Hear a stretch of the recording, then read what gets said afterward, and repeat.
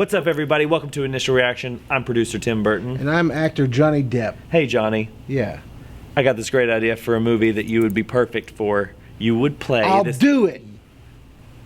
Alice, You've been gone too long. Wonderland needs you.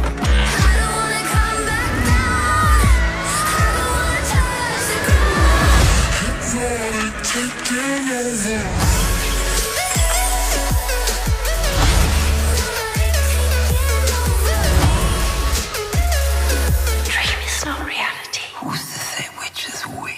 All right, so this week we saw Alice Through the Looking Glass. It is the 6-year-later sequel to Alice in Wonderland, produced by Tim Burton this time around, not directed by. It's directed by James Bobin. He did both of the Muppet movies. Muppet movies, the most recent movies. I didn't see Muppets Most Wanted, but I really liked the first one. Yeah, it was fun. Yeah, not that has any real bearing on this, because Yeah. it's basically him trying to imitate Tim Burton. Right. But wasn't a big fan of the first one. No. Yeah. I have no idea why it made $1 billion. I have no idea. I think it had to do with, it was the first, we have this trend now of Disney adapting their classic animated movies into live action movies. And it was kind of the first one that did that, recently. Yeah. And so it was just like, oh, that's a cool idea. I guess. But And it was on the heels of Avatar and, the whole 3D thing and all Yeah. that. But to carry that much steam to make $1 billion. Yeah, you it's know what I mean? it's pretty crazy. And this one, not gonna make anywhere near it. No. No way. Because not just because of how much time has elapsed in between each, but Yeah.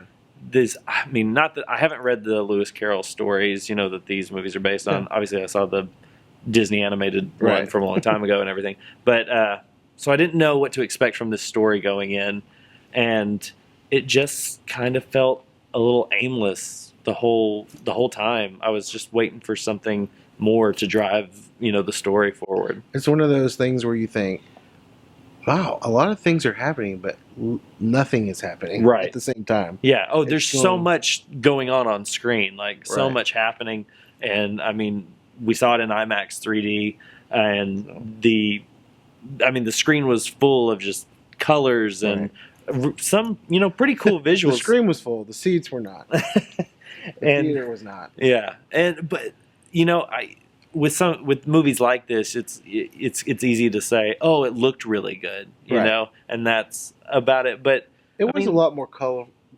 I will say, you said something about him emulating Tim Burton's style.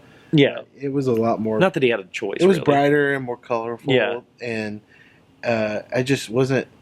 You think of Alice in Wonderland, you think of crazy adventure, like the cartoon or like the Mhm. actual book source, and then you see the first one was way too dark for me, and then this one's just kind of like you said. I think you said at the end of it, you're like, what was the point of that? Yeah. And I was just like, I can't tell you. Yeah. Well, and I'm okay with that as long as it's whimsical and fun, and you take me somewhere, show me something good about it. But it did none of that. For Yeah. me.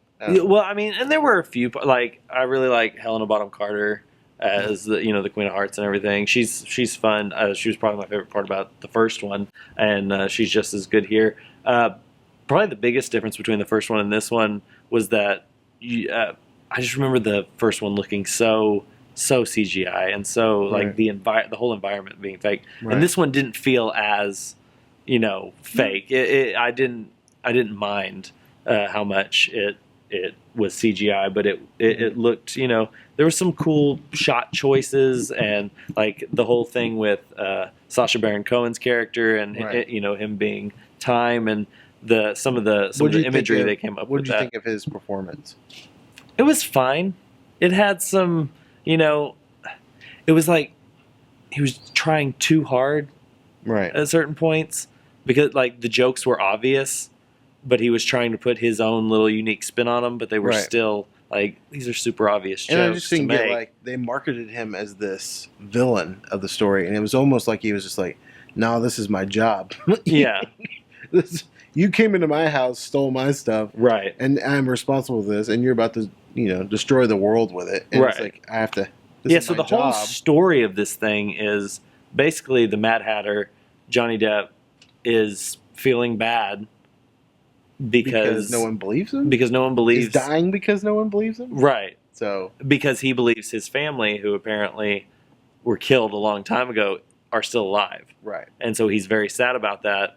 and no one, because he found a little hat he made when he was a child. Right, And he's like, oh, this. but hat because made of that it. little instance, Alice goes on like this life risking adventure because they're apparently really close. I don't remember. Because being a sea captain is getting kind of boring. It's just she getting that ship taken away. Oh man. That her mom. That. Anyway, yeah, she starts out the movie as a sea captain. I don't even get that. Apparently, it was her dad's. I don't know. That's what I'm saying. I don't remember the first one enough, and I wasn't going to go back and watch it before seeing this one because I remember disliking it, and not caring for it. So I don't even remember. Like, should I? Is there some frame of reference for her to be a sea captain? I don't even know. I don't either. I don't know because I don't think it ended. No, see, even talking about it's confusing me. Yeah, and so I feel lost. Yeah, just without the Wonderland. But she's dragged back to Underland or whatever, and is meant to go on this journey to help the Mad Hatter. And it's just there's not even like you said, they kind of position Time as the villain, and then you have the whole duel going on between Anne Hathaway and Helena Bonham Carter.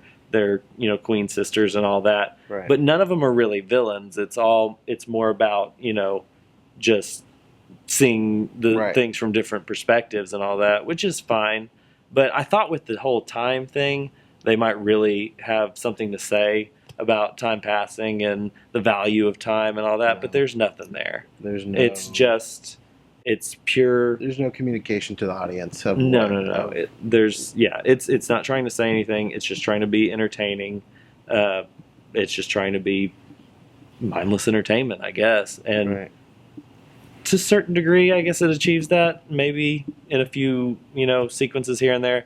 But overall, it just drug too much, and I was bored for long stretches, and I don't know. I feel like you have to be drugged too much to watch this movie. You follow a rabbit down the hole, you want there to be a rabbit down there, and there wasn't. No, there's nothing to see, and it's I don't know. I don't understand making the sequel this late. Like the time has passed for it, and why make a sequel to this when you're clearly gonna you could do one to Cinderella or Maleficent, which they shouldn't do one to Maleficent, but I mean, as far as time when it came out, that would be more relevant now than something like this. It feels odd. It's Disney, so I'm sure it wasn't Tim Burton's idea, probably. Oh no, James. You know what I mean? Like even and cushion between Jungle Book, Civil War, and Finding Nemo. They're not worried about this. Not at all. But it's just, I know, it's strange. Like, there's no, even from that perspective, there's no point in this movie existing. Yeah. And the nicest thing I can say is that, it looks good. Right. So you probably got zero. This whole review is pointless as well because we have no idea what happened for 2 hours.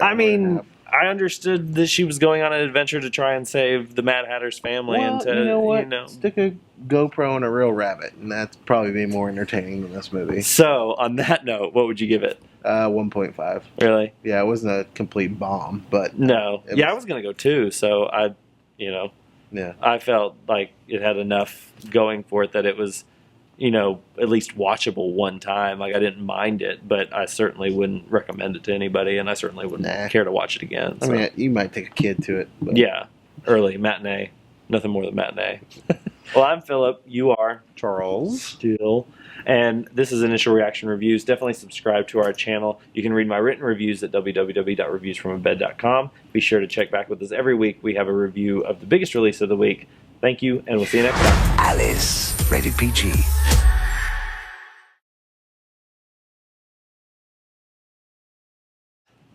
Anything else? No. Alice Through the Looking Glass? No. I can't think about it anymore. Or I'll throw up. Oh, it's that bad. Yeah.